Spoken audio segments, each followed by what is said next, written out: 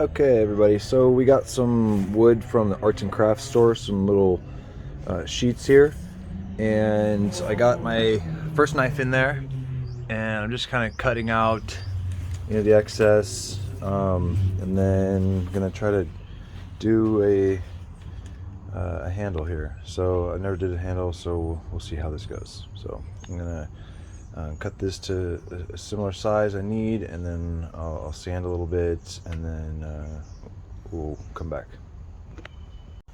All right, so after I cut it out, I traced the handle pattern, and then I just kind of started. I put some tape under in between the two to make a little sandwich, and now I'm just kind of getting rid of the excess around there and profiling it up. Okay, so we got the rough cut we want for the handle and scales. So we're gonna drill a hole through the scales and get this thing going.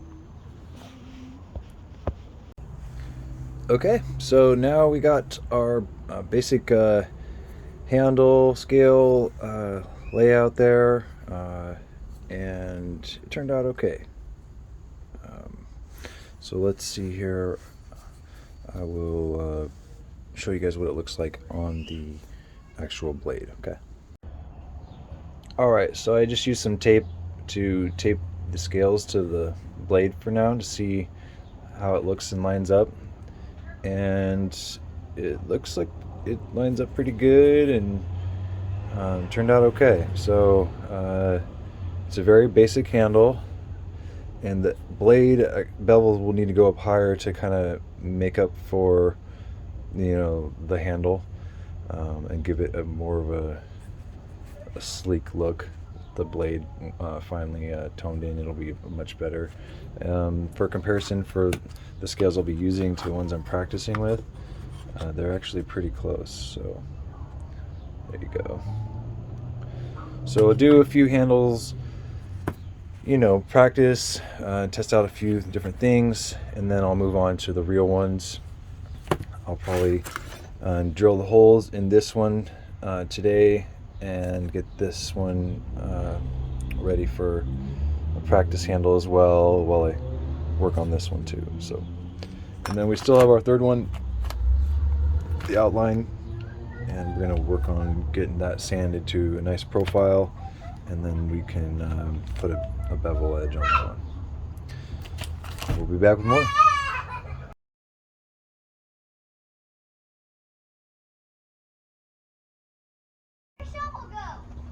Okay, so we cleaned up the edge on the blade, and we finished up the practice handle, and we started doing another handle for blade number 2. So I got holes in there, and I cut out a new piece, and I'm gonna probably do a new one after I realize I cut this one, that I kind of want to have more of the handle go up this way and flare out. So this is a new gig, and we are glad we are making the mistakes with this wood we just got at the craft store. So the pins that we burned up and cut weird and I thought were a waste, we might actually use these. So they fit right in, and they're the perfect size, but we're gonna heat treat this blade and the other two before we put the handles on. So coming along.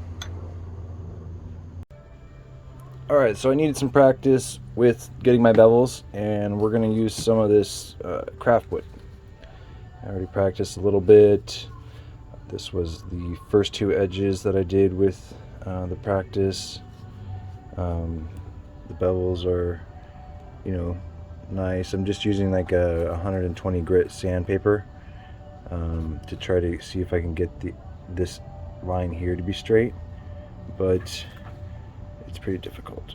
So this one was the second go. You can see the angle here is really wide. That's like more for chopping, or something like that. So we needed to bring the angle down quite a bit. And so now we're on our third go, and this angle, the bevels on this one are a really nice, and then the angle on it, of course, you know, is still pretty steep. Let's see. But, you know, part of, you know, bringing that down is I can file that down by hand once I get to like a desired thickness before my heat treat. So, yeah. All right, so we just got the Inferno in, and this is what we're going to use to power the forge. So we'll get some good heat and a good heat treat off of this sucker. All right, so we're going to redo the handle for blade number 2. So we're going to do another practice handle with the craft wood. And so I got the rough outline that I wanted, and so I'm just filing it down on this edge here to kind of get that in that groove. And this is what blade number 2 looks like after we went on the belt sander and did bevels. So it's coming along pretty good. Yeah, so they're pretty even, and it was a little bit of practice, but yeah. So if I put my tip of my glove there, the tip of my glove there, they're even. All right, so anyhow, we're moving along. We're getting a little bit of the hang of these, and we'll work on this and get that moving. All right, so I got the rough outline for blade number 2's handles, and I'm making my sandwich right here. This is kind of just how I get it on there to work on it a little bit before. I'll be right there, dude.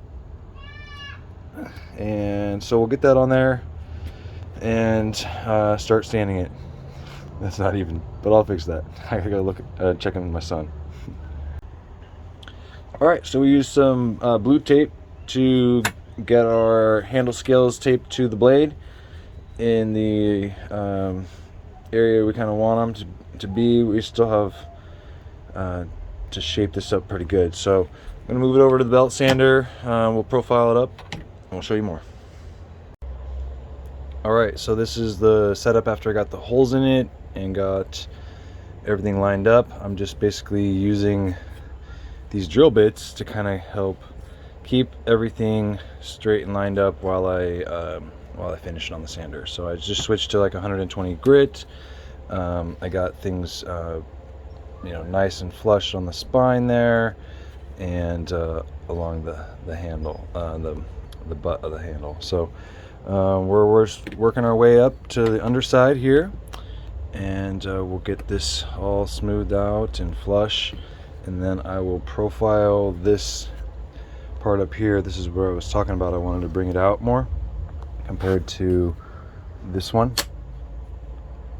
You know, it just kind of was plain looking. So add this extra little flare, which will go you know, down the spine, and it might help kind of cover up some of my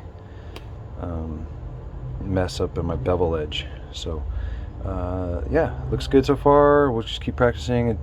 We're still doing practice handles. So all right, so now I got a good profile for the handle we want, and I'm gonna put an angle on it. So we're gonna start shaping some more of it, and we'll see what it looks like.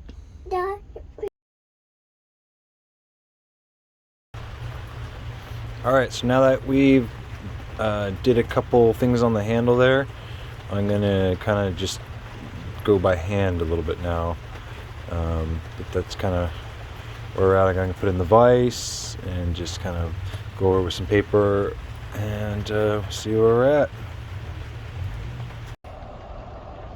All right, so after we got the profile we wanted for the handle scales for blade number 2, we are spray painting them and just gonna let that dry for a little bit. So I got the heater on them, and we're not exactly sure if this is gonna look real nice or what, but we got 2 sets of handle scales that we had ordered, the G10 black and green, and then the Aquafire ones that look really nice with the orange and stuff. So we'll see what these are going to look like with them all assembled, and we can decide on what we want to do for the final product. All right, now that I got the black paint all settled on there, I took some orange and just sprayed it on a small piece of paper, and then just flicked it with my finger on there, and I got a little splatter pattern. So we'll see how it looks. All right, so after we got it flicked with some orange and painted with some black and profiled, we taped it to the handle to check it out, and that's what we got. So yeah, I think it looks pretty cool. Tell me what you think. Okay, so after we spray painted the handle and we gave it a little flick there, we were just noticing that the orange, which kind of shows up good on this camera, isn't actually that bright when you look at it. Or it is like in the light, but then as soon as you take it out of the light, it's really not very visible. So what I was thinking was I would add some white to it. So we'll come back and I'll show you what it looks like with a little bit of white.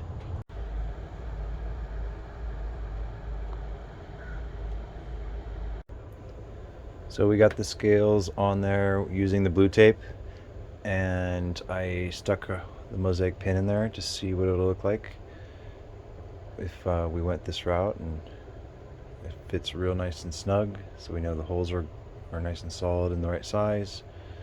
And yeah, that's what the back looks like, and it's got a good edge on it. And let's see if I can spin it around for you guys to see that.